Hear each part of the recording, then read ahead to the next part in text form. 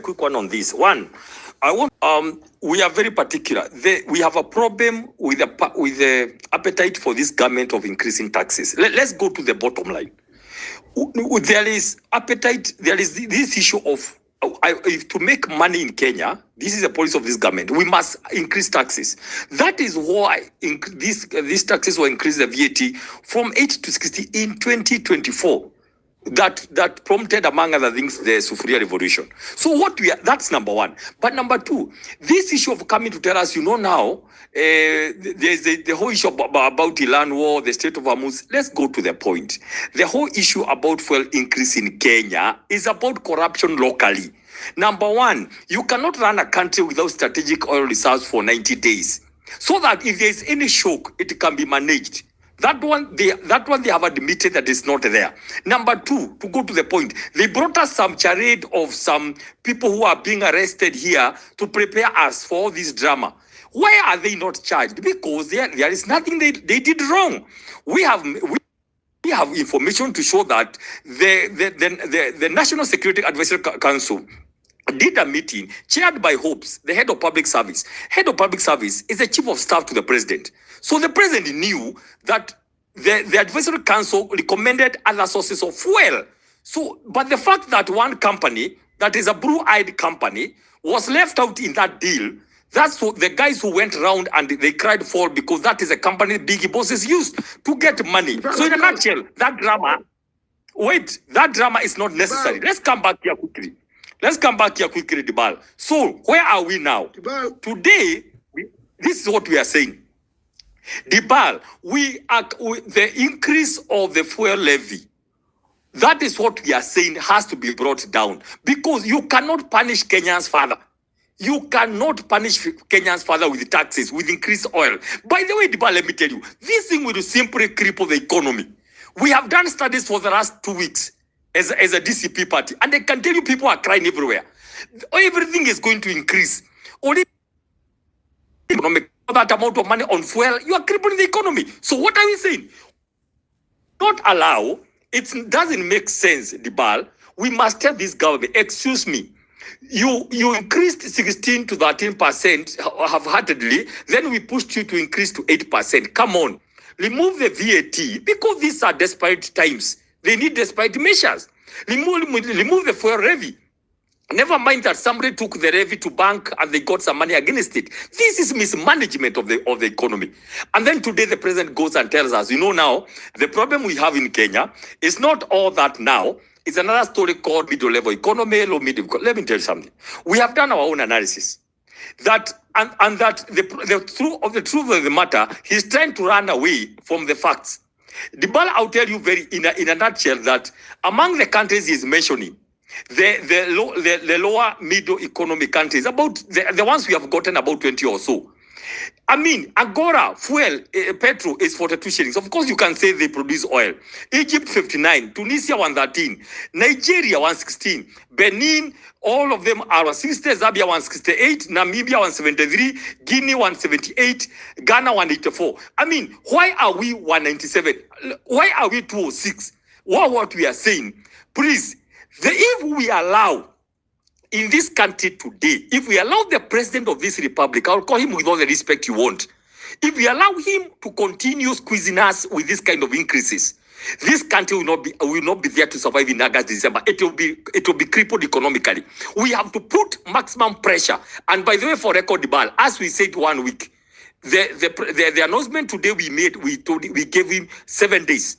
And we are telling Kenyans to pile pressure to ensure this fuel comes down. It's not going to be sustainable. It's not going to be possible. We cannot allow. If we let it go through, if we let the president get away with this one, he will continue getting away because he believes tax, instead of widening the tax bracket, he believes in squeezing the few people who pay tax. That's why he's going for the pay slip. He is going for everything else. The few people who are paying taxes, that's what his belief is. The time has come to tell the president, we are not going to wait for too long. These fuel prices have to come down. It doesn't make sense. Stop this story about middle-level economy. Even we have the list already. We have started all that the whole afternoon. It doesn't make sense. We are still the highest. Out of all the middle-level economy, we are number 4. We are still one of the highest. Why? We cannot have fuel higher. He said it himself. That time, he didn't know that Uganda was a lower middle economy, not middle. You cannot say one thing and then do the other. We are telling the president the time for double speak is over. He must be accountable for his actions, and the time is now. Just to answer your question, as we are very deliberate, we are very systematic, everything is going well, and you're going to see the reality going forward. Or what we are asking the president is that he should stop panicking. He had his day. He had the GSU, all the money he has gotten around here. He thinks now he can bribe people with that money. We give you power, Dibal. You become the commander-in-chief. You begin killing the institutions of government. You begin buying parliament. You want to kill the judiciary. You want to make money by all means. Then you think you can buy us with the money we allowed you to make. Yet in 2022, you came to the church kneeling down. It's not going to be possible. And I can tell you as I finish, Dibal, we are committed. We must fight this battle so badly, psychologically and mentally, in the mind of the president and his people. By August, he must know mentally and psychologically he is done. Where are we going to start that example? Is Olkalau. I can tell you, we want to show an example to this republic that Mount Kenya and this Republic of Kenya is done with William Ruto during the Olkalau by-elections. I want to say this with all humility before God. We are not going to come back here and say that elections have been stolen for Kalau. We learned a lesson. We learned some lessons in Mbae. All the witchcraft this government did, they did it on Mbae. You cannot repeat the same witchcraft in Kalau. You can never repeat witchcraft. You can repeat the word of God, but witchcraft you can never. We are waiting for William Ruto in Kalau. Let him come with $1 billion. He said he spent 150 million in Mbae. Let him come with 1 billion. Let me tell you, Kenyans. All what we have been talking about United Opposition and DCP, demonstration will happen in Ukalau before next year. We have to demonstrate this. We are done. Everybody is done in this republic. William Ruto wanted this thing to be shaped like between himself and Mount Kenya by impeaching the Gachagua'S, so that it's Mount Kenya. He goes around and says 41 or 42 against 1. Now, luckily, he has failed every part of Kenya. And everybody is united against William Ruto. We are very concerned, and we are very deliberate and intentional about that. Thanks so much, and I yield. It looks like Dibal, perhaps just to add on what my lad and good friend Dr. Ari has indicated about the saturation and the satisfaction na ile watu wameshiba William Ruto nayo. You know, William Ruto managed the ODM transition, and he was selfishly doing it for his own gain.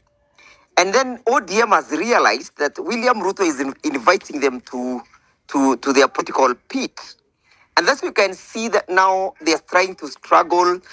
They are functions speaking different voices. One time, the octogenarian, Dr. Oburu Odinga, the octogenarian is saying, you know, is seen standing and in support of the inept Secretary General in a press conference, indicating their dissatisfaction. The other time, you see him again speaking differently from the position that was taken by the management committee.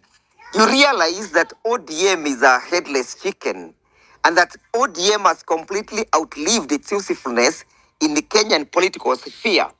And that the only person who was sustaining ODM was Raila Odinga. You know, this idea that and this propaganda that ODM was a national party is completely misrepresentation of facts. The fact is that ODM is a Jaluo party, is a Luo party, and they also started facing serious challenges in Luo Nyanza. That is why they are so keen about the so-called zoning, because they have realized that their partner, who is aggressive, William Ruto, really wants to take even what they previously belonged to them. You know, the person who has been making ODM attract some national character has been His Excellency Kalonzo Musyoka. ODM has been winning in coast, not because of its popularity, but because of its close association with Wiper. And so it is even for Nairobi. And you realize that ODM will not even win. So why has ODM not, why didn't they run on Wiper? Either in Nairobi, It will not win a single seat in Coast region because ODM is a Luo political party.